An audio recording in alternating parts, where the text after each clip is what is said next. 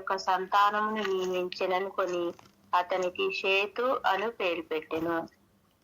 హల్లెలూయా, హల్లెలూయా. దేవుడి వాక్యాన్ని దీవించను గాక. ఇంకా సమయం వేస్ట్ చేయకోకుండా మనము వాక్యంలోకి వెళ్ళిపోదామండి. దేవుడు మనకు అనుగ్రహించిన ఈ శ్రేష్టమైన సమయాన్ని మరి సద్వినియోగం చేసుకోవడానికి దేవుడు మనకి ఇచ్చినటువంటి అవకాశాన్ని బట్టి దేవునికి వందనాలు, కృతజ్ఞతాస్తుతులు చెల్లించుకుంటున్నాను. మనం 3వ అధ్యాయంలో లాస్ట్ వీక్ జమీమా సిస్టర్ చెప్పినట్లుగా 3వ అధ్యాయంలో ఏమవుతుందంటే ఆ చాప్టర్లో పాపం మొదలవుతుంది. ఆజ్ఞాతిక్రమే పాపం కదండి, ఆ పాపం మొదలవుతుంది. 4వ అధ్యాయంలో పాపం యొక్క ప్రతిఫలం మనం చూస్తాం. ఇక్కడ మర్డర్ చూస్తాం అనమాట. కయీన్ హేబేల్ స్టోరీ చిన్నప్పటి నుంచి విన్నాదే కదా, ఏం చెప్పాలి ప్రభా, దీంట్లో నుంచి ఏం మర్మాలు దాచిపెట్టి ఉంచావు నా కొరకు మా కొరకు అని నేను దేవుని సన్నిధిలో మరి గోజాడి ప్రార్థన చేసినప్పుడు దేవుడు నాకు ఇచ్చినటువంటి ప్రత్యక్షతలు, నేను దీవించబడ్డాను. ఆ దీవెన మీకు కూడా చేరవలేనని ఈ యొక్క బైబిల్ స్టడీ ద్వారా మరి దేవుని వాక్యాన్ని మీ ముందుకు తీసుకొస్తున్నాను. నిజంగా చెవి గలవాడు వినుగాక అని దేవుని వాక్యం చెప్పినట్లుగా చెవులందరికీ ఉన్నాయి, కానీ వినే హృదయము వినే మనసు కూడా ఉండాలన్నమాట. ఎప్పుడు దేవుని వాక్యం చదువుతున్నప్పటికీ మనకి అది క్రొత్తగానే అనిపిస్తుంది. ఏదో ఒక చోట మనకి దేవుడు మాట్లాడుతూ ఉంటాడు, మన హృదయానికి టచ్ అవుతూ ఉంటుందన్నమాట. మానవుని అవిధేయత మనకి ఇక్కడ కనిపిస్తుంది. చేదు నిజము ఇది మాత్రము. 2 పిల్లల్ని ఆమె మరి కన్నది హవ్వగారు. ఆమె 2 పిల్లల్లో ఒక పిల్లాడేమో దేశ దిమ్మరైపోతే ఒక పిల్లాడేమో చనిపోయాడు. ఎంత కడుపు కోత ఉంటుందండి. నిజంగా ఆ హవ్వ గురించి మనం ధ్యానించినప్పుడు అనేకమైనటువంటి శ్రేష్టమైన సంగతులు మనకి అర్థమవుతూ ఉంటాయి. మరి ఇక్కడ మనకు బాగా తెలిసింది, ఒకళ్ళ అర్పణ దేవుడేమో అంగీకరించాడు, ఇంకొకళ్ళ అర్పణేమో దేవుడు అంగీకరించలేదు. అసలు అర్పణలు తీసుకురావాలని వాళ్ళకి ఎవరు నేర్పుంటారు? ఇక భూలోకంలో ఆ యొక్క ప్రపంచంలో అమ్మ నాన్న తప్ప వాళ్ళకి ఇంకెవరూ లేరు కదా. తాతలు కానీ అమ్మమ్మలు కానీ నానమ్మలు కానీ ఇట్లా ఎవ్వరూ రిలేషన్ లేదు. ఫస్ట్ సంతానం వీళ్ళే కాబట్టి అమ్మ నాన్న ఇద్దరికీ మంచిగా నేర్పించుంటారు. కానీ ఈ కయ్యనికి ఇలాంటి అసూయ కానీ కోపం కానీ ఎలా వచ్చింది? నిజంగా ఇవన్నీ ఆలోచించినప్పుడు దేవుని వాక్యం ధ్యానిస్తున్నప్పుడు అనేక మర్మాలు దేవుడు నాకు బయలుపరిచాడు. మొదటి వచనంలో మనం చదువుకున్నాం రండి. ఆదాము తన భార్య అయిన హవ్వను కూడినప్పుడు ఆమె గర్భవతి అయి కయ్యూన్ని కానీ యెహోవా దయ వలన నేను ఒక మనిషిని సంపాదించుకున్నాను అనేను. అసలు దేవుడు వాళ్ళని ఇద్దరిని వెళ్ళగొట్టి బయటికి పంపించేసి ఏదైనా తోటలో ఒక పనిష్మెంట్ ఇచ్చినట్లు ఇచ్చాడు కదా, నీ వల్ల నేల శపించబడుతుంది అని. మరి ఆదామేమో భూమి అంతని కష్టపడి సంపాదించాలి, కష్టపడి పని చేసుకుని అప్పుడు కానీ నువ్వు తినలేవు అని ఆయన్ని శపించాడు, భూమిని శపించాడు, హవ్వాన్ని శపించాడు. నీ గర్భఫలము మరి ప్రసవ వేదన భయంకరంగా ఉంటుందని చెప్పాడు. ఇన్ని శాపాలు వాళ్ళు పొందుకున్నారు కదా. మళ్ళా ఏమంటుందో చూడండి, హవ్వ ఏమంటుంది, నేను దేవుని దయ వలన ఒక మనిషిని సంపాదించుకున్నాను అనేను. అంటే కయ్యూను యొక్క పేరుకి అర్థం ఏంటంటే, కయ్యూని పేరుకి అర్థము సంపాదించుకున్నాను, దేవుని దయ వలన నేను సంపాదించుకున్నాను అని అర్థం అనమాట. తర్వాత ఆమె అతని తమ్ముడగు హేబేలును కన్నాడు. హేబేలుకి మన హెబ్రూ భాష నుంచి నేను చాలా విషయాలు ధ్యానం చేసినప్పుడు హేబేలు అనేటువంటి మనము తెలుగులో చదువుకున్న దాన్ని హెబ్రూ భాషలో ఏమంటారంటే హెవెల్ అని అంటారు. HEVEL హెవెల్. హెబ్రూ భాషకి తెలుగు భాషకి చాలా దగ్గర సంబంధం ఉంది. హెబ్రీ భాష ఈ మధ్య నేను నేర్చుకుంటున్నాను, దేవుని కృపను బట్టి. ఆల్ఫాబెట్సే నేర్చుకున్నాను ఇప్పటి వరకు, ఇంకా ముందుకు వెళ్ళలేదులేండి. చాలా కఠినంగా ఉంటాయి. ఒక అక్షరంలో దాని నెంబర్లు ఉంటాయి, న్యూమరికల్ వాల్యూస్ ఉంటాయి, జెమెట్రికల్ వాల్యూస్ ఉంటాయి. ఎన్నో అర్థాలు ఉన్నాయండి ఒక్క అక్షరంలో. ఆ అనే అక్షరంలో ఎన్నో అర్థాలు ఉన్నాయి. దాని మీద ఒక్కొక్క గంట మెసేజ్ ఉంటుందన్నమాట. అందుకని ఆల్ఫాబెట్స్లోనే ఉన్నాను సంవత్సరం నుంచి నేర్చుకుంటున్నప్పటికీ. ఎంతో డీప్ స్టడీ చేస్తున్నాం. అయితే ఇక్కడ మనము హేబేలు గురించి మనము మాట్లాడుకున్నట్లయితే, హేబేలు శ్రేష్టమైన అర్పణలు తీసుకొచ్చాడండి. మందలో శ్రేష్టమైనవి తీసుకుని వచ్చాడు. ఇక్కడ ఆదికాండం 3వ అధ్యాయంలో 3 ప్రశ్నలు చూస్తే 4వ అధ్యాయంలో 4 ప్రశ్నలు చూస్తున్నాం. 3వ అధ్యాయంలో మనం మరలా నేను అది చెప్పనక్కర్లేదులేండి. ఆదామా ఎక్కడున్నావు అని అడుగుతాడు కదా. తర్వాత ఇది నిజమా అని, మరి సర్పం కూడా ఇది నిజమా అని అడుగుతుంది కదా. అయితే మరి ఇప్పుడు మనం ఇక్కడ 4వ అధ్యాయంలో మనం 4 క్వశ్చన్లు ఏం చూస్తున్నామంటే, నీకు కోపమేలా? కయ్యూన్ని డైరెక్ట్గా అడుగుతున్నాడు. దేవుడు మాట్లాడుతున్నాడు కదా, మరి దేవునితో నేను ఎలా మాట్లాడాలి అని అసలు అనుకోలేదు. కరెంటు పోయింది ఇక్కడ. దేవుడు మాట్లాడుతున్నాడు కదా అని అనేసి ఏమీ అనుకోలేదండి.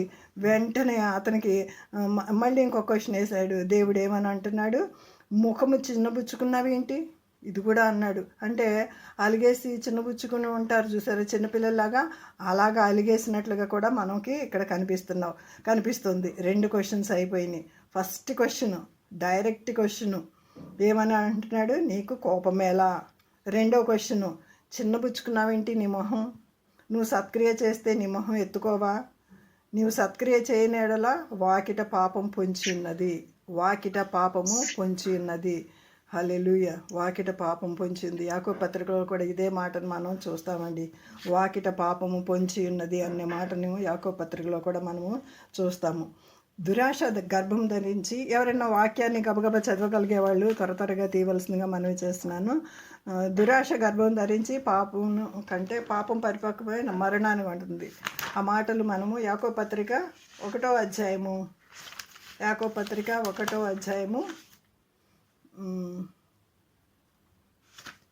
12వ వచనమా? ఎవరైనా తీస్తే చదవండి.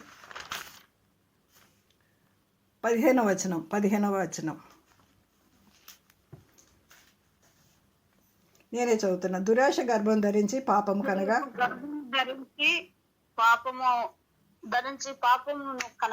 పాపము పరిపక్వమై మరణమును కనును. కాబట్టి చాలండి. ఇది ఇక్కడ జరిగింది. దురాశ ఫస్ట్ కోపం వచ్చింది, కోపము తర్వాత మరణం వచ్చినట్లుగా కూడా, అసూయ వచ్చింది, మరణం వచ్చినట్లుగా కూడా మనం ఇక్కడ చూస్తామండి. మరి నీ ఎడల దానికి వాంఛ కలుగును, నీవు దాన్ని ఏలుదువని అనేను. 4వ వచనంలో 7వ వచనంలో మనం చూస్తాం. నువ్వు సత్క్రియ చేసిన ఎడల తల ఎత్తుకొనవా? సత్క్రియ చేయని ఎడల వాకిట పాపము పొంచి ఉండును. అసలు కోపం గురించి మనం ఒక మాట ధ్యానం చేస్తే, నీ కోపము సూర్యుడు అస్తమించే వరకే ఉండాలి. అది న్యాయమైన కోపం వస్తే. యేసు ప్రభువుకి వచ్చింది న్యాయమైన కోపము. కాబట్టి అది కూడా సూర్యుడు అస్తమించే వరకే ఉండాలని ఎఫెసీ పత్రిక 4వ అధ్యాయంలో దేవుని వాక్యము సెలవిస్తూ ఉంది. ఇక్కడ కోపం వచ్చి మళ్ళీ చిన్నబుచ్చుకున్నాడు మొహం. మళ్ళీ ఇంకొక ప్రశ్న ఏం వేశాడు, నీ తమ్ముడు ఎక్కడ? డైరెక్ట్ క్వశ్చన్స్ అండి.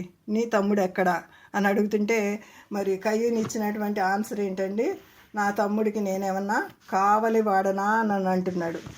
నా తమ్ముడికి నేనేమన్నా కావలి వాడినా అంటున్నాడు. వినుట వల్ల విశ్వాసం కలుగుతున్న రోమపత్రికలో మనం చదువుకుంటున్నాం కదా. మరి హేబేల్ గురించి, మరి కయ్యూని గురించి శ్రేష్టమైనటువంటి వచనాలు ఉన్నాయి రిలేటెడ్వి. మరి హెబ్రీ పత్రిక 11వ అధ్యాయం 4వ వచనంలో ఒకసారి చూద్దామండి. త్వరగా తీయండి. హెబ్రీ 11:4.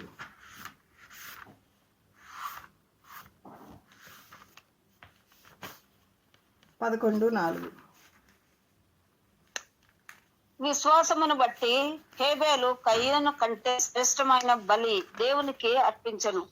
దేవుడు అతని అర్పణను గూర్చి సాక్ష్యం ఇచ్చినప్పుడు అతడు ఆ విశ్వాసమును బట్టి నీతిమంతుడని సాక్ష్యం పొందెను. అతడు మృతి నొంది ఆ విశ్వాసము ద్వారా మాట్లాడుచున్నాడు.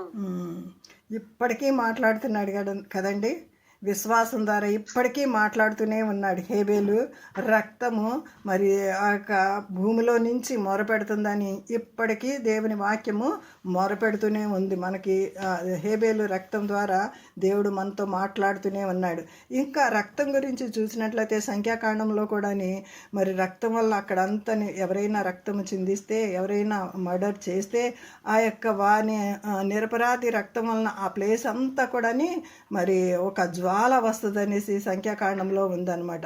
నిరపరాధిని రక్తము అక్కడ చిందిస్తే అక్కడ చుట్టుప్రక్కల వారికి పాపం చుట్టుకుంటుంది. ఎవరైతే చిందించారో వాళ్ళకి పాపం చుట్టుకుంటుంది అనేసి ఈ వాక్యం ధ్యానిస్తున్నప్పుడు మరి మన ప్రవీణ్ పగడాల గారి రక్తం కూడా ఈ మధ్య మనకి తెలిసినటువంటి హతసాక్షి అయినటువంటి ఆయన ఫస్ట్ హతసాక్షి బైబిల్లో మనకి హేబేలే కనిపిస్తున్నాడండి. దాని తర్వాత ఎన్ని వందల వేల లక్షల్లో మరి హతసాక్షులు ఉన్నారు. వీళ్ళందరూ ఏమని మొరపెడుతున్నారు? ఇక్కడ నీ తమ్ముని రక్తము యొక్క స్వరము నేలలో నుండి నాకు వినబడుతుందనని అన్నారు కదా. ఏమని మొరపెడుతుంది? రక్తము ఏమని మొరపెడుతుంది? హతసాక్షుల రక్తం అంతా కూడాని ఒక చోట చేరి ఏమని మొరపెడుతుందో బైబిల్ గ్రంథము తేటగా మనకి సెలవిస్తుంది. ఒకసారి రండి, ఏమని సెలవిస్తుందంటే, ఏమని మొరపెడుతుందంటే, ప్రకటన గ్రంథం 6వ అధ్యాయము 9వ వచనం మనం చూసినప్పుడు వారు ఏమనేసి మొరపెడుతున్నారంటే, హతసాక్షులందరూ కూడా, నాథా సత్యస్వరూపి పరిశుద్ధుడా, 9-10 వచనాలు. సత్యస్వరూపి పరిశుద్ధుడా, ఎందాక తీర్పు తీర్చక ఉన్నావు? మా రక్తము నిమిత్తము భూనివాసులకు ప్రతిదండన చేయక ఉందువని బిగ్గరగా కేకలేస్తున్నారండి.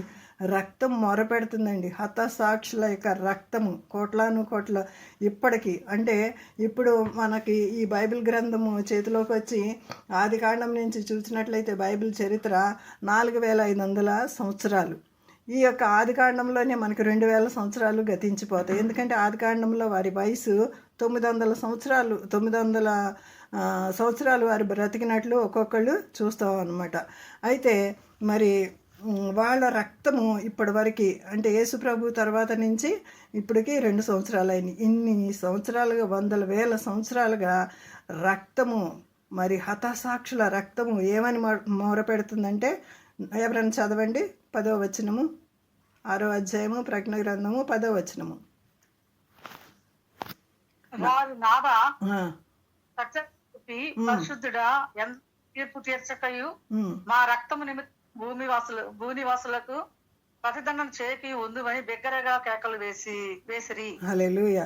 తెల్లని వస్త్రాలు వారిలో ప్రతి వారికి ఇవ్వబడి అంట. వారి వల్లనే చంపబడబో వారి సహదాసుల యొక్క సహోదరుల యొక్క సంఖ్య ఇంకా కొంచెము వరకు ఇంకా కొంచెం కాలము విశ్రమింపబలని వారితో చెప్పబడింది. దేవుడు వాళ్ళకి వెంటనే సమాధానం కూడా చెప్తున్నారు. ఇంకా కొంచెం కాలం ఉంది, అప్పటి వరకు మీరు ఓపిక పట్టాలి, ఇంకా ఇక పరిశుద్ధుల రక్తం చిందించబడడానికి ఇంకా కొంచెం టైం ఉందని దేవుని వాక్యం సెలవిస్తుందండి. హేబేలు రక్తము మరి నేలలో నుంచి మొరపెట్టినప్పుడు, నిర్దోషి రక్తము మొరపెట్టినప్పుడు, బహుశా నాకు ఇంకా కొన్ని ఆలోచనలు ఏమని వచ్చినాయి అంటే, ప్రభువా ఎందుకు నేను న్యాయంగా నీతిగా మంచి అర్పణ తీసుకొచ్చినందుకు నన్ను ఎందుకు చంపేశాడు మా అన్న అని అడుగుంటాడేమో. బహుశా నాకు ఈ తలంపు వచ్చింది. ఇంత నీతి న్యాయంగా ఈ లోకంలో మేము జీవిస్తుంటే ఎందుకు ప్రభు మాకు ఈ కష్టాలని మనం అనేక సార్లు కూడా ప్రశ్నించుకున్నాం. మనం ఎంత ప్రార్థన చేస్తున్నాం కదా ప్రభువా, మేము ఇంత నీతిగా జీవిస్తున్నాం కదా ప్రభువా, ఈ లోకంలో ప్రత్యేకంగా జీవించబడుతున్నాం కదా ప్రభువా, నీ చేత మంచి బలానమ్మకమైన మంచి దాసుడా అని అనిపించుకుంటున్నాం కదా, మరి మాకే ఎందుకు వస్తున్నాయి ప్రభువా ఇలాంటి కష్టాలని మనలో చాలామందికి ఒక ప్రశ్న వచ్చి ఉండవచ్చు కదండి. నాకు కూడా వచ్చింది కొన్నిసార్లు. ఏంటి ఇంత చక్కగా మరి దేవుణ్ణి స్తుతిస్తూ ఆరాధిస్తూ ఎంతో ప్రతి దినము మనస్సాక్షిని సరి చేసుకుంటూ దేవుల్లో ఇంతగా ఎదుగుతుంటే మాకే ఎందుకు ఇలాగా అని అనిపించవచ్చు. ఈయన కూడా అనిపించి బహుశా ఇలాంటి ప్రశ్నలు వేసి ఉండవచ్చు. ఇంకా ఏమంటున్నాడండి, పునర్జన్మ సంబంధమైన స్నానం ద్వారా, తిమోతి పత్రికలో ఒక మాట ఉంటుంది చూద్దామండి. తీతు 3:5 ఒక మాట ఉంటుంది చూడండి. తీతు 3:5 తీతుకు రాసిన పత్రిక 3:5 ఒక మాట ఉంటుంది. మనము నీతిని అనుసరించి చేసిన క్రియల మూలంగా కాక తన కనికరం చొప్పుననే పునర్జన్మ సంబంధమైన స్నానము ద్వారాను పరిశుద్ధాత్మ మనకు నూతన స్వభావం కలుగజేయట ద్వారాను మనలను రక్షించను. మనం ఏమనుకుంటున్నాము, మన నీతి, మన ప్రార్థన, మన భక్తి ఇదంతా అనుకుంటున్నాము. ఇక్కడి నుంచి ఇంకొంచెం ముందు నుంచి మనం చదువుకున్నట్లయితే 3:3 చదువు ఒకసారి. 3:3 తీతు. ఎందుకనగా మనము కూడా మునుపు అవివేకులం పోయిన వారమును నానా విధములైన దురాశలకును భోగములకును దాసులమునయుండి దుష్టత్వములందును అసూయందును కాలము గాని మన రక్షకుడైన ఓకేనా సిస్టర్ కంటిన్యూ చేయమ్మా, కంటిన్యూ. మన రక్షకుడైన దేవుని యొక్క దయయు మానవుల ఎడల ఆయనకున్న ప్రేమయు ప్రత్యక్షమైనప్పుడు చాలా మనము ఒక్క నీతిని చదివిందే కదా అది. మన రక్షకుడైన దేవుని యొక్క దయయు మానవుల ఎడల ఆయనకున్న ప్రేమయు ప్రత్యక్షమైనప్పుడు. ఈ మాట చదివినప్పుడు కయ్యూనిని దేవుడు విడిచిపెట్టలేదండి. కయ్యూనికి ఒక ముద్ర వేసాడు. బహుశా ఆ ముద్ర ఏంటో ఇంతవరకు రివీల్ కాలేదు. దేవుని వాక్యము కొన్ని కొన్ని మనకి గోప్యంగా ఉంచుతుంది అనమాట. అసలు ఏమైనా ముద్ర వేస్తుంటాడు అని మనం శోధించినప్పుడు నాకు తెలిసింది ఏంటంటే, నాకు అనిపించింది ఏంటంటే, అతను దేశ దిమ్మరి అయిపోయాడు కదా, అతనిలో పశ్చాత్తాపం రాలేదండి. పశ్చాత్తాపం లేకపోయినా మరలా మరి దేవుడు ఆయన్ని సంధిస్తూనే వచ్చాడు. నిజంగా మనల్ని కూడా ఒక్కొక్కసారి అనేక సార్లు కూడా దేవుని ప్రార్థన చేయకపోవటమే పాపం అనే సమూయేలు గ్రంథంలో మనం సమూయేలు మాట్లాడినట్లు మనం చూస్తూ ఉంటాము. ప్రార్థన చేయకపోవటమే పాపము అని, ప్రార్థన చేయకపోవటమే పాపము, ఆజ్ఞాతిక్రమమే పాపము అని మనం చూస్తూ ఉంటాం కదా. ఆ ఆజ్ఞను అతిక్రమించి మరి వాళ్ళు పాపము తెచ్చుకున్నట్లుగా ఎంతోమంది మన జీవితాల్లో బైబిల్ గ్రంథం ద్వారా మనం అనేక విషయాలు తెలుసుకుంటూ ఉంటాం కదా. మరి అననీయ సప్పీరాలు కూడా ఆజ్ఞాతిక్రమాన్నే మరి వాళ్ళు ఆ చిన్న పాపం ద్వారానే వారు మరణాన్ని తెచ్చుకున్నట్లు చూసాము. మరి మనకి అలాంటి శిక్ష వస్తే భూమి మీద ఒక్కళ్ళన్నా జీవించగలరండి? భూమి మీద ఒక్కళ్ళం కూడా మనము జీవించలేము. తర్వాత 10వ వచనము నుంచి 4వ అధ్యాయం, ఆదికాండం 4వ అధ్యాయం 10వ వచనం నుంచి చూస్తే, నీ తమ్ముని రక్తం యొక్క స్వరము నేలలోంచి నాకు వినబడుచున్నది, మొరపెట్టుచున్నది. కావున నీ తమ్ముని రక్తమును నీ చేతిలో నుండి పుచ్చుకొనుటకు నోరు తెరచిన ఈ నేల మీద ఉండకుండా నీవు శపింపబడిన వాడవు. శాపాన్ని అక్కడ పలికినట్లుగా చూస్తాం. ఆ శాపం వలన నీవు నేలను సేద్యపరిచినప్పుడు అది తన సారం నీక మీదట ఇయ్యదు. హల్లెలూయా. నిజంగా భూమి శపించబడిందండి. ఆదాము దగ్గర కూడా మనము 3వ అధ్యాయంలో ఒక మాట చదువుకున్నట్లయితే 17వ వచనంలో, తర్వాత మీరు నోట్ చేసుకుని చదువుకోండి, 17వ వచనంలో నేల శపింపబడి ఉన్నది అని అక్కడ మనం చూస్తాము. ఇక్కడ కూడా నేల శపింపబడి ఉన్నది, భూమి శపింపబడి ఉన్నది. అందుకనే ఇన్ని మందులు వేసి మనం ఆ మందుల ద్వారా పండిన పంటతోటి, ఆ మందులతో పండినటువంటి పంటతోటి మనము ఇప్పటికి ఆ వెజిటేబుల్స్ కానీ, ఆ ఫ్రూట్స్ కానీ, ఆ ధాన్యం కానీ తిని మనము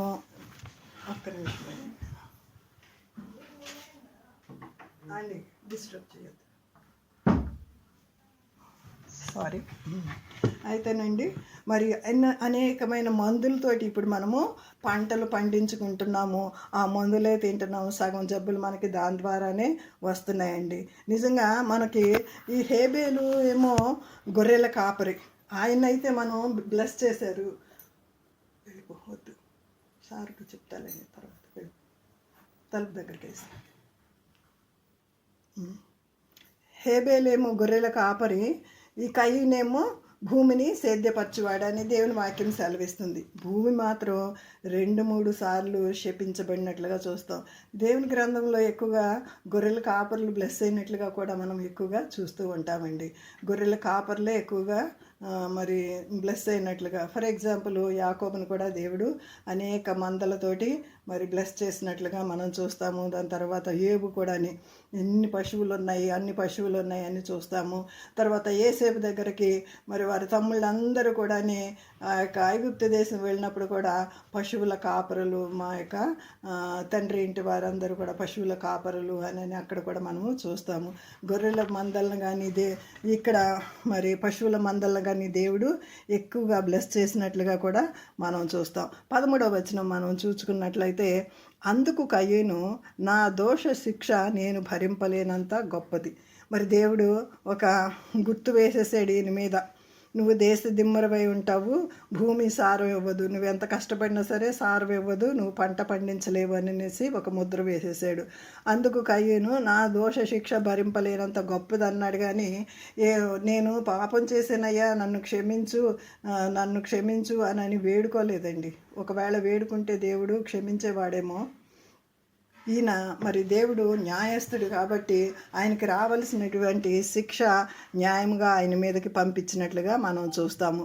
నేడు ఈ ప్రదేశము నుండి నన్ను వెళ్ళగొట్టితివి, నీ సన్నిధికి రాకుండా వెలివేయబడి దిగులు పడుచు భూమి మీద దేశ దిమ్మరనై ఉందును. కావున నన్ను కనుగొని వాడెవడో వాడు నన్ను చంపునని యెహోవాతో అనేను.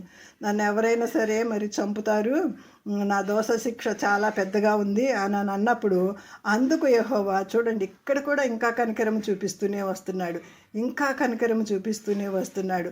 అందుకు యెహోవా అతనితో, కాబట్టి ఎవడైనా కయీనుని చంపిన యెడల వానికి ప్రతిదండన 7 అంతలు కలుగున నేను. అంటే కయీనుని చంపకుండా కూడాని ఒక గుర్తు వేసేసాడు. బహుశా రాసి ఉంటాడు, ఇతన్ని చంపినట్లయితే 7 అంతలు శిక్ష నీకు వస్తుంది అని అనేసి ఏదో ఒక గుర్తుని వేసేసాడు అనమాట. అప్పుడు ఎవ్వరు చంపలేదు. అతనే ముసలితనమందు చనిపోయి ఉంటాడనమాట. 15వ వచనం మనం చూసినట్లయితే, అందుకు యెహోవా, కాబట్టి ఎవడైనా కయీనును చంపిన యెడల వానికి ప్రతిదండన 7 అంతలు కలుగునను. మరియు ఎవడైనాను కయీనును కనుగొని అతని చంపక ఉండినట్లు యెహోవా అతనికి ఒక గురుతు వేసెను. ఈ గురుతు ఏంటి అని ఆర్ఆర్కే మూర్తి గారిని ఎవరో ఒక ప్రశ్న వేశారంట. ఈ గురుతు ఏంటి, ఏమై ఉంటుందండి అని అంటే, దేవుడు నీకు ఎంతవరకు నీకు జ్ఞానం ఇచ్చాడో అంతవరకు నువ్వు ఆలోచన చెయ్యి, అంత లోతుగా వెళ్ళమని ఒకవేళ దేవుడికి ఆలోచన ఉండుంటే ఆ గురుతు ఏం వేసాడో కూడా చెప్పేవాడు. నీకు ఎంత కావాలో అంతే పెట్టాడు కాబట్టి నీకు అర్థమైనంత మటుకే చదువుకోని ఆయన అని చెప్పి పంపించారంట. నేను ఆయన స్పీచ్ కూడా విన్నప్పుడు ఆ మాట అక్కడ ఆయన చెప్పినట్లు నేను గ్రహించాను. తర్వాత 16వ వచనం మనం చూసుకున్నట్లయితే ఇక్కడి నుంచి అసలైన స్టోరీ అంటే అంతకు ముందు వరకు ఇప్పటి వరకు మనం చదివిందంతని కయీను హేబేలు స్టోరీ మనకు చిన్నప్పటి నుంచి విన్నదే, అది మనకి ఈజీగా అర్థమవుతుంది. కానీ ఇక్కడి నుంచి లెమెకు మరి కయీను సంతానాన్ని దేవుడు ఏ విధంగా బ్లెస్ చేశాడు, ఇదంతా చూస్తే దేవుని యొక్క ప్రణాళిక మానవుల పట్ల ఆయనకి ఎంత ఉన్నతమైన ఉద్దేశాలు ఉన్నాయో అది అర్థమవుతుందండి. అప్పుడు కయీను యెహోవా సన్నిధిలో నుంచి బయలుదేరి వెళ్ళి ఏదేనుకు తూర్పు దిక్కున నోదు దేశంలో కాపురం ఉండెను. నోదు దేశము అంటే అప్పటికి ఒక దేశం ఉంది, దానికి నోదు అని పేరు పెట్టారు. అంటే దేశం అంటే దేశంలో ప్రజలు కూడా ఉంటారు కదండి. అంటే ఈ యొక్క సిట్యుయేషన్ జరిగి 4వ అధ్యాయం అంతా కూడాని 1-2 సంవత్సరాల్లో జరిగింది కాదు, 1000 సంవత్సరాలన్నా ఉండుంటుంది. అందుకని అక్కడ ఒక దేశం ఏర్పడింది, అక్కడ ఒక జనులు కూడా ఉన్నారనమాట. మరి కయ్యూని భార్య ఎక్కడి నుంచి వచ్చిందంటే మనం ఈజీగా చెప్పగలం. లాస్ట్ టైం కూడా మీకు క్లారిఫికేషన్ ఇచ్చాను. మరి ఆదాము కుమార్తెనే పెండ్లి చేసుకుని ఉంటాడు అనేసి. అయితే ఆ నోదు దేశం ఎక్కడుందో ఇప్పుడు కూడా హిస్టరీ మనకి తెలియచెప్పదు. మనం గూగుల్ని ఎంత సెర్చ్ చేసినా నోదు దేశం ఎక్కడుందంటే అది మనకి జవాబు ఇవ్వదన్నమాట. కొన్ని ప్రదేశాలు ఉంటాయి బైబిల్లో, ఇది ఎక్కడుంది అని అడిగితే టక్కని మనకి గూగుల్ ద్వారా అనేక విషయాలు ఇన్ఫర్మేషన్ వస్తుంది. కానీ ఈ నోదు దేశం నుంచి మనకి ఎటువంటి ఇన్ఫర్మేషన్ రాదు. కయీను తన భార్యను కూడినప్పుడు ఆమె గర్భవతి హానోకును కనెను. అప్పుడు అతడు ఒక ఊరు కట్టించి ఆ ఊరికి తన కుమారుని పేరు పెట్టి హానోకు అని పేరు పెట్టాను. ఇప్పటికి కూడా మనకి వీధికి ఊరికి కూడా పిల్లల పేర్లు పెట్టుకోవటము, మనుషుల పేర్లు పెట్టుకోవటము మనకి సాంప్రదాయంగా అప్పటి నుంచి వస్తూనే ఉంది. ఎవరైనా కొంచెం ఫెమిలియర్ పర్సన్ ఉన్నారనుకోండి, అంబేద్కర్ వీధి అని, అంబేద్కర్ రాష్ట్రం అని, ఆ యొక్క ప్రాంతాన్ని అంతటినీ అంబేద్కర్ పాలెం అని, ఇట్లాంటివి చాలామంది పెట్టుకుంటూ అప్పటి యొక్క ఆ యొక్క ఆచారము ఇప్పటి వరకు కూడా వస్తూనే ఉంది. తర్వాత హానోకు ఏం చేశాడంటే, ఈ హానోకు దేవునితో నడిచిన హానోకు వేరు. హానోకు 360 సంవత్సరాలు దేవునితో నడిచాను. అతడు నడుస్తూ ఉండగా దేవుడు అతన్ని కొనిపోయాను, అతని మరణం చూడకుండా వెళ్ళిపోయాడు అన్నది అది వేరు. ఈ హానోకు వేరండి. బైబిల్ గ్రంథంలో 5 హానోకులు ఉంటారు. 5 హానోకుల గురించి దేవుని చిత్తమైతే ఇంకెప్పుడన్నా మనము సమయం ఉన్నప్పుడు ధ్యానం చేద్దాం. హానోకు ఈ రాదుని కనెను. ఇక్కడ ఎన్ని జనరేషన్స్ మనం చూస్తున్నామో చూడండి. 5-6 జనరేషన్స్ ఇక్కడే కయ్యూన్ దగ్గర నుంచి లెమెకు వరకు. ఇక్కడ లెమెకు అనే పేర్లు వచ్చినాయి. దాని తర్వాత తుబల్ కయ్యను పేరు వచ్చింది, యూబాలు అనే పేరు వచ్చింది. వీళ్ళందరూ 6-7 జనరేషన్స్ చూసినప్పుడు కొన్ని వందల వేల సంవత్సరాలు ఇక్కడే 4th చాప్టర్లోనే ముగిసిపోయినట్లు మనకి అర్థమవుతుంది. తర్వాత హానోకు ఈరాదును పుట్టెను, ఈరాదు మహుయేలును కనెను, మహుయేలు మతుషేలును కనెను, మతుషాయేలు లెమేకును కనెను. ఈ లెమేకు నుంచి ఇంకా ఇతను ఫెమిలియర్ అయ్యాడు. ఈ లెమేకు 2 భార్యలు చేసుకున్నాడు. ఇది మనము క్విజ్ చేసినప్పుడు కూడా ఇక్కడ క్లారిఫికేషన్ ఇచ్చాను కదండి. అయితే 2 భార్యలను చేసుకోవటం అది దేవుని ప్రణాళిక కానే కాదు, ఇది సాతాను సంబంధి అనమాట. అయితే మరి అసలు కయ్యనే సాతాను సంబంధి అని అంటారు. మరి కయ్యను ద్వారా వచ్చిన పిల్లలు కూడా మరి సాతాను సంబంధులైతే దేవుడు మరి ఈ యొక్క దేశాన్ని ఎలా నింపాడు? ఒక మరి శపించబడినటువంటి ఒక వ్యక్తి ద్వారా దేశాన్ని ఎలాగా ఆయన ప్రిపేర్ చేశాడు? నిజంగానే పాపము లోకంలో ఉంటుంది, కానీ పాపుల మధ్యనే దేవుడు మనల్ని తామర పువ్వుల్లాగా ఉండమని చెప్తున్నాడు అనమాట. అయితే ఇక్కడ మనం 19వ వచనం చూసినట్లయితే లెమేకు 2 స్త్రీలను పెళ్లి చేసుకుని, ఒకదాని పేరు ఆదా, రెండో దాని పేరు సిల్లా. ఆదా అంటేనే నేను వారి యొక్క పేర్లు అర్థం రాసుకున్నాను. ఆదా సిల్లాకి పేర్లకి అర్థము 2 భార్యలకి. ఆదాకేమో అలంకరణ, గుడారాల్లో ఉండేటువంటి స్త్రీ అని అర్థము. సిల్లా అంటే నంగనాచి అని అనేసి అర్థం వచ్చినట్లుగా మనం చూస్తున్నాం. వీళ్ళిద్దరి వల్ల ఆయన విసిగించబడ్డాడు కూడా. బహుశా ఏమి అలంకారం అన్న ఆదాయమేమో అస్తమానము మరి బాగా టిప్ టాప్గా తయారవుతూ ఏం పనులు చేయకుండా కూర్చుందేమో అనిపించింది నాకైతే. సిల్లా అన్నమేమో నంగనాచిలాగా నటిస్తూ ఉన్నదేమో. బహుశా ఆ 2 ద్వారా అతను చాలా ఇబ్బంది పడినట్లుగా ఇతనే అంటున్నాడు, లెమేకు భార్యలారా, ఓ ఆదా ఓ సిల్లా, నా పలుకు వినుడి. ఎందుకు చెప్తున్నాడో మనకి ఈ మాట గోప్యంగా ఉంచాడు.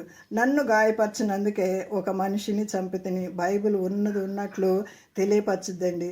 అందుకనే అన్యులు కొంతమంది మాతోన్మాదులు కానీ వేరే వాళ్ళు కానీ మీకు ఇలా ఉంటుంది, ఎంత మర్డర్స్ ఉంటాయో మీ బైబిల్లో, ఎంత ఇల్లీగల్ రిలేషన్షిప్ ఉంటుందో అని చాలామంది కామెంట్ చేసిన వాళ్ళని అనేకుల్ని చూస్తాము. ఎందుకంటే మన బైబిల్ గ్రంథం కొన్ని దాచిపెట్టి కొన్ని మంచియే చెప్పడం కాదు, ఉన్నట్టుగా బైబిల్లో ప్రతీది కూడా మీరు అలాగ ఉండవద్దు, మీరు మంచిని నేర్చుకోండి అన్నట్లుగా దేవుని గ్రంథం మనకి స్పష్టంగా ఇవ్వబడింది. మరి మంచిగా మనం నడుచుకునే వాళ్ళు మంచిని మనం తీసుకుని మంచిని నడిస్తే మంచి మార్గంలో మనం వెళతాము. అయితే ఇక్కడ మనకి లెమేకు 2 స్త్రీలను పెళ్లి చేసుకున్న తర్వాత వాళ్ళిద్దరికీ ఈ పేర్లు ఉన్నాయి కదండి. ఆ పేర్ల ద్వారా వాళ్ళు విసిగించినట్లుగా కూడా అతని జీవితాన్ని అర్థమవుతుంది. కానీ అతనికి పుట్టినటువంటి పిల్లలు కూడా మరి ఒక మంచి యూబాలు అనేటువంటి అతను సితారా సానికను వాడిక చేయవారందరికీ మూల పురుషుడు. ఇక్కడ ఒక మాట ఆగుదాము. ఇతను మంచి మ్యూజిషియన్ అనమాట. ఇక్కడి నుంచే మనకి మ్యూజిక్లు చక్కగా అన్ని 150 కీర్తనలో మనకి అన్ని తంబురతో, పిల్లన గ్రోవుతో, సితారాతోటి దేవుని స్తుతించడాన్ని 150వ కీర్తనలో కూడా అన్ని ఇన్స్ట్రుమెంట్స్ గురించి మనం అక్కడ చదువుతూ ఉంటాం. ఇతను కూడా సితారా సానికను వాడుక చేయవారందరికీ మూల పురుషుడు. కొంతమంది మనలో కూడా కొన్ని సంఘాల వారు చప్పట్లు కొట్టరు, వాయిద్యాలు వాయించరు. వాళ్ళు తీసుకునే వచనము ఇదే. ఎందుకంటే కయ్యను సంతానం నుంచి వచ్చిన ఈ ఇన్స్ట్రుమెంట్స్ అన్నీ కూడాని, కాబట్టి మనం అట్లాగా ఇన్స్ట్రుమెంట్స్ వాయించకూడదు అనేటువంటి ఒక మాటను తీసుకుని ఇక్కడి నుంచి చాలామంది మరి సితారాలు కానీ ఇన్స్ట్రుమెంట్స్ కానీ మ్యూజికల్ ఇన్స్ట్రుమెంట్స్ కానీ వాయించకుండా ఉంటారనమాట. అయితే మరి ఇతని సహోదరుడైనటువంటి తుబల్ కయ్యని చేసినటువంటి ఈ యొక్క రాగి పనిముట్లు కానీ ఇనుప పనిముట్లు కానీ ఇవన్నీ చేశాడు కదండి. ఇనుము కానీ రాగి కానీ ఇత్తడి కానీ ఈ పనిముట్లు అన్నీ చేశాడు కదా. ఇప్పుడు పొలాన్ని సేద్యపరచాలనుకోండి, నాగలి చేయాలి. నాగలంటే అప్పట్లో నాగలే ఉండేది కదా, ఇప్పుడంటే ట్రాక్టర్లు ఇవన్నీ వచ్చాయి కదా. అదైతే చెక్కతో చేస్తాము. ఆ చెక్కని తయారు చేయాలంటే చెట్టుని కొట్టాలంటే చెట్టుతో కొట్టగలుగుతారా? చెట్టును కొట్టాలంటే ఒక ఇనుప పనిముట్టు కావాలి కదా. అప్పట్లోనే మరి ఆయనకి దేవుడు ఇచ్చినటువంటి ఆ జ్ఞానం చేత అసలు ఇనుము ఎక్కడి నుంచి వస్తుంది అని కనుక్కొని ఈయనే ప్రయోగాలు చేసి ఇనుము భూమిలో నుంచే వస్తుంది అని భూమిలో నుంచి ఆ ఇనుముని ఆయన పరిశోధించి ఆయన పెద్ద సైంటిస్ట్ అనుకుంటా. బహుశా వీళ్ళిద్దరు కూడా యూబాలు తుబల్ కయీను ఈ పేర్లు మనం అసలు లక్ష్య పెట్టము, కానీ ఈ పేరులో దాగిన మర్మాలు అనేకములు ఉన్నాయి. వీళ్ళే మూల పురుషులు ఇవన్నీ కూడా మ్యూజికల్ ఇన్స్ట్రుమెంట్స్ చేయడానికి.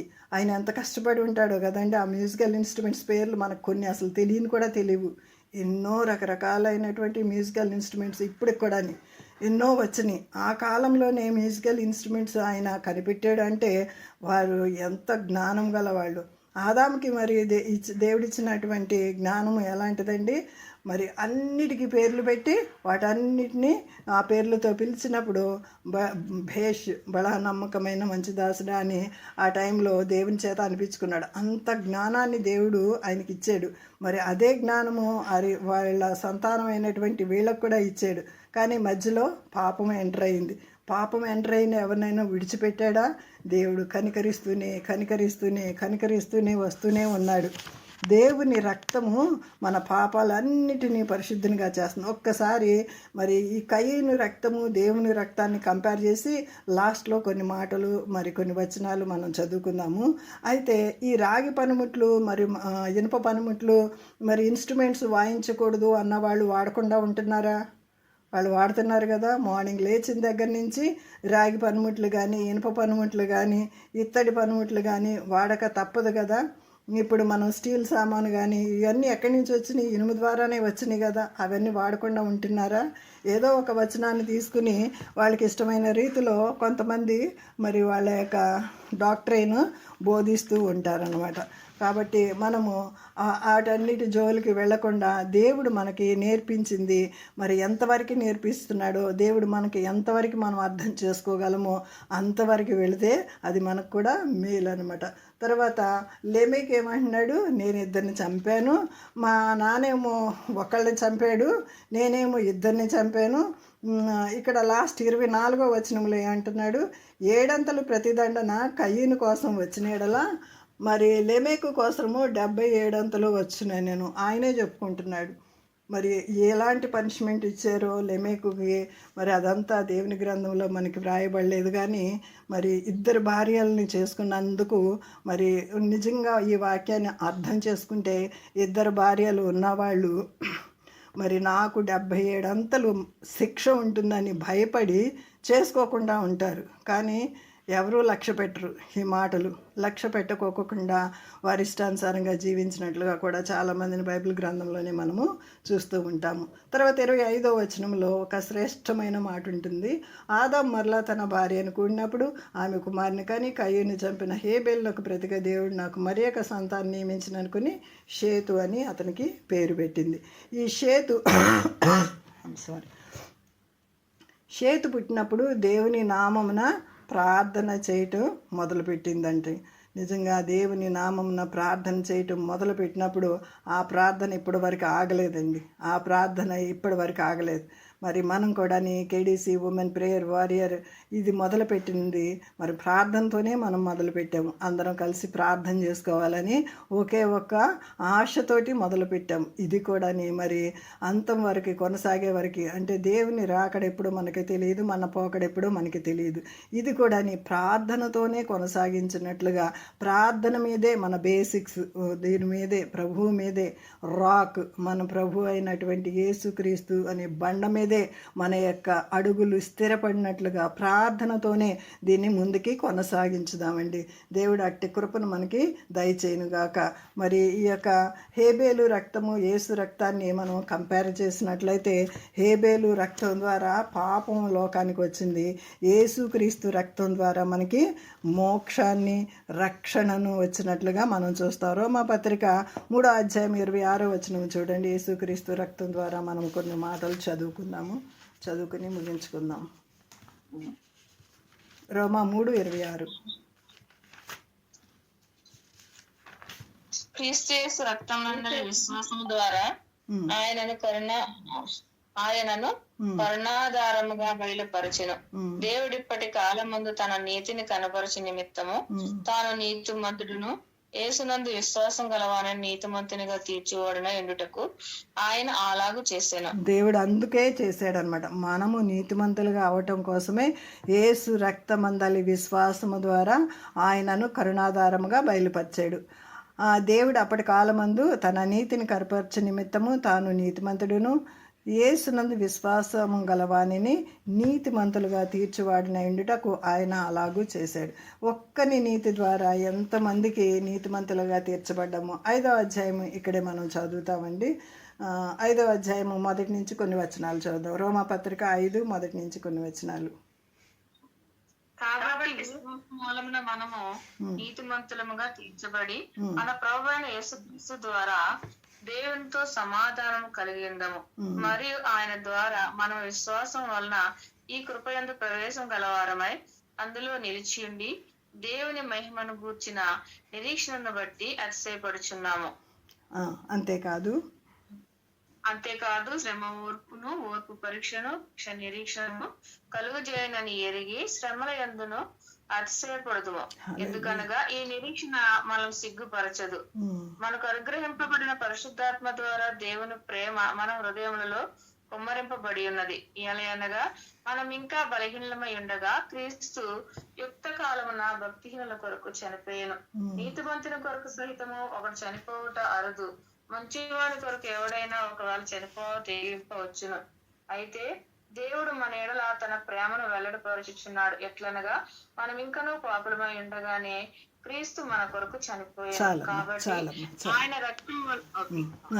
ఆయన రక్తం వల్ల ఇప్పుడు మనం నీతిమంతులుగా తీర్చబడ్డాము. ఎన్నో విషయాలు, గొప్ప విషయాలు ఈ యొక్క రోమపత్రికలో 5వ అధ్యాయంలో చూసినట్లయితే నీతిమంతుని కొరకు ఎవరన్నా ఒకళ్ళు చనిపోవట అరుదు, కానీ మంచివాని కొరకు ఎవడైనా ఒకవేళ తెగింపవచ్చును. నీతిమంతుని కొరకు సహితము ఒకడు చనిపోవట అరుదు, మంచివాని కొరకు ఎవడైనా ఒకవేళ తెగింపవచ్చును. అయితే దేవుడు మన ఎడల తన ప్రేమను వెల్లడిపరిచాడండి. ఎట్లనగా ఇంకా పాపులమై ఉండగానే దేవుడు మన కొరకు చనిపోయాడండి. మనం ఏదో మంచివాళ్ళమని, మనం ఏదో మంచి పనులు చేసామని, ఏదో తీర్థయాత్రలకు వెళ్ళొచ్చామని, లేకపోతే అంతమందికి భోజనము పెట్టామని, ఏదో నీతి కార్యాలు చేసామని కాదండి. ఇంకా మనము పాపులమై ఉండగానే ఆయన రక్తము మనల్ని నీతిమంతులుగా చేసిందండి. ఆయన రక్తము చిందించవలసి వచ్చింది. ఎంతో అమూల్యమైన మాటలు. ఇది దేవుని చిత్తమైతే 5వ అధ్యాయము మొదటి నుంచి 10 వచనాలు బైహార్ట్ చేస్తే ఎంతో శ్రేష్టం అండి. కొన్ని వచనాలు మనం బైహార్ట్ చేయవలసిందిగా మనవి చేస్తున్నాను. ఇంకా మన రోమపత్రిక 12వ అధ్యాయంలో కూడా ఒక శ్రేష్టమైన మాటలు ఉంటాయి. అవన్నీ ఇప్పుడు చెప్పడానికి సమయం కాదు, కానీ హెబ్రీ పత్రికకు వెళదామండి. హెబ్రీ పత్రికకు వెళ్ళినప్పుడు అక్కడ శ్రేష్టమైన మాటలు మనము చూస్తాం. హెబ్రీ పత్రిక 11వ అధ్యాయంలో కొన్ని మాటలు, హేబేల్ గురించి, కయ్యేని గురించి కొన్ని మాటలు ఉంటాయి. హెబ్రీ పత్రిక 12వ అధ్యాయము 14వ వచనము.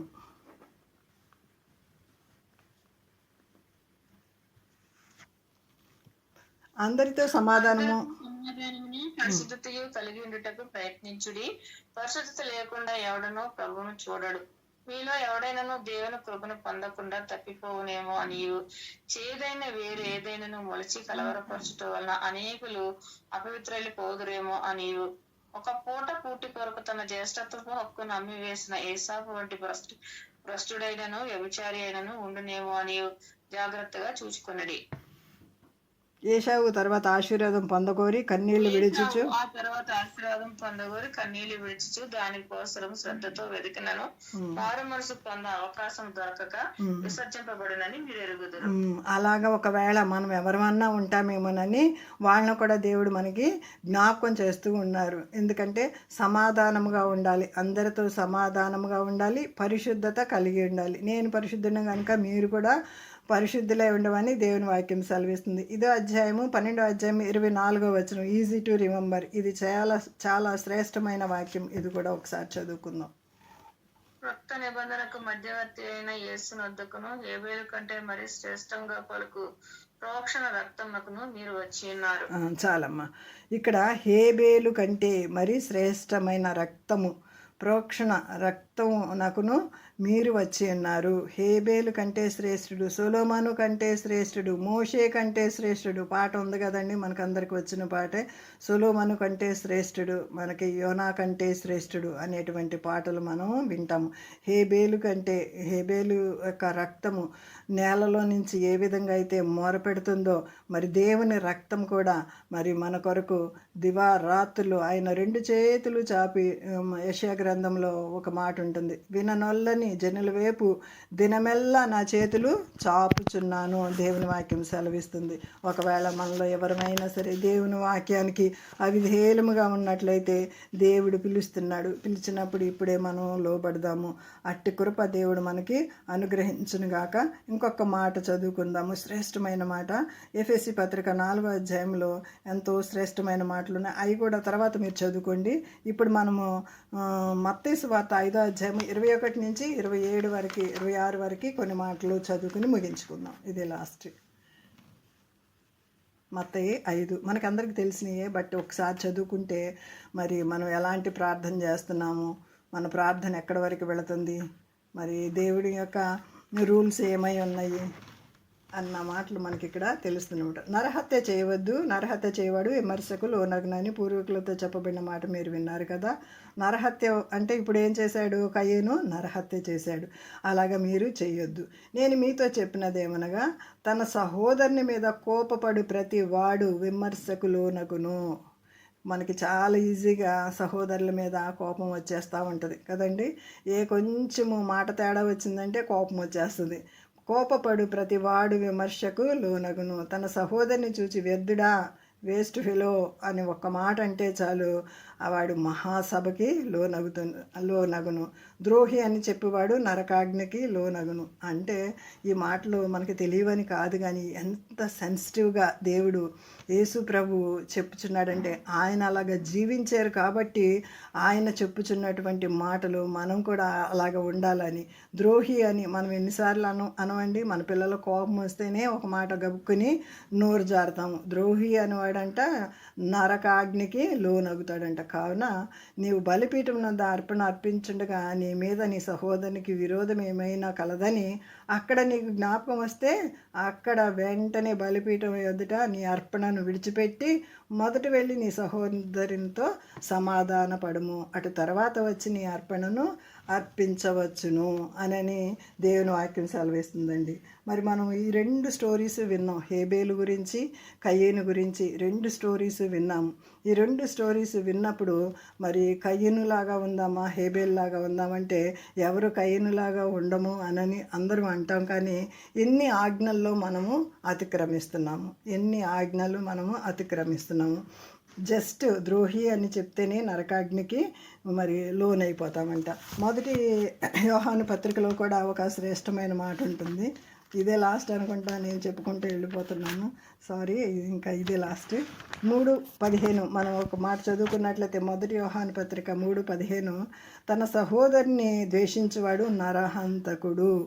ఎలాగా స్పష్టంగా దేవుని వాక్యం సెలవిస్తుందో, ఏ నరహంతకుని అందును నిత్య జీవం ఉండదని మీరు ఎరుగుదురు.